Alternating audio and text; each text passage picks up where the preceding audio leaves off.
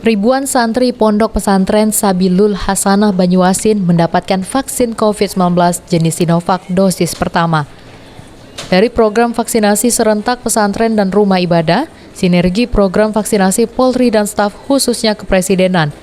Vaksinasi yang dilakukan oleh Polres Banyuasin selaku penyelenggara berkoordinasi dengan Pondok Pesantren Sabilul Hasanah sebagai upaya pemerintah dalam percepatan penanganan COVID-19. Sebagai salah satu bentuk ikhtiar melawan pandemi COVID-19 dan selain itu kepatuhan terhadap protokol kesehatan.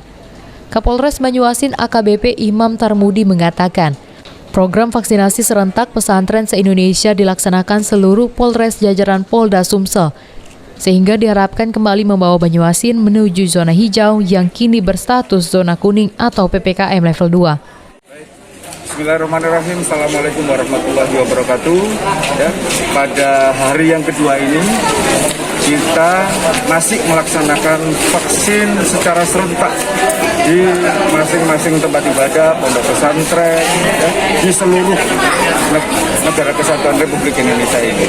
Artinya semua turun ke tempat-tempat ibadah, ya, dari instruksi pusat Bapak Kapolri, kemudian didirektif oleh Bapak Kapolda Sumatera Selatan, Irjen Pol Dr. Andes Tony Hermanto, melalui ketauladanan kepada kita semua sama-sama di sini para satwil jajaran, para Kapolres melaksanakan program vaksin Merdeka dengan tujuan para santri, para penganut-penganut umat beragama diharapkan merdeka dari wabah corona ini melalui kegiatan penyuntikan vaksin-vaksin terhadap mereka.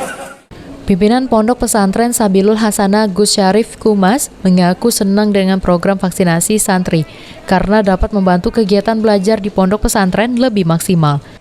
Pesantren ini sangat terbantu sekali dengan adanya program vaksinasi Merdeka ini.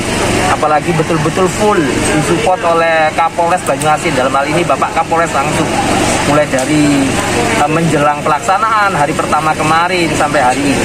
Jadi ini luar biasa motivasi kami sebagai lembaga dan juga para santri sekalian. Sehingga yang tadi disampaikan oleh beliau, yang asalnya kuotanya 700, hari ini kita kekurangan. Makanya insya Allah beliau tambah sampai 1000. Jadi sekali lagi kami ucapkan terima kasih. Yang kedua, ini merupakan hal yang kami tunggu-tunggu. Karena kami pihak pesantren ini kepingin sekolah ke depan itu seperti biasanya, normal, kembali normal, tanpa ada SIP, tanpa ada protokol kesehatan.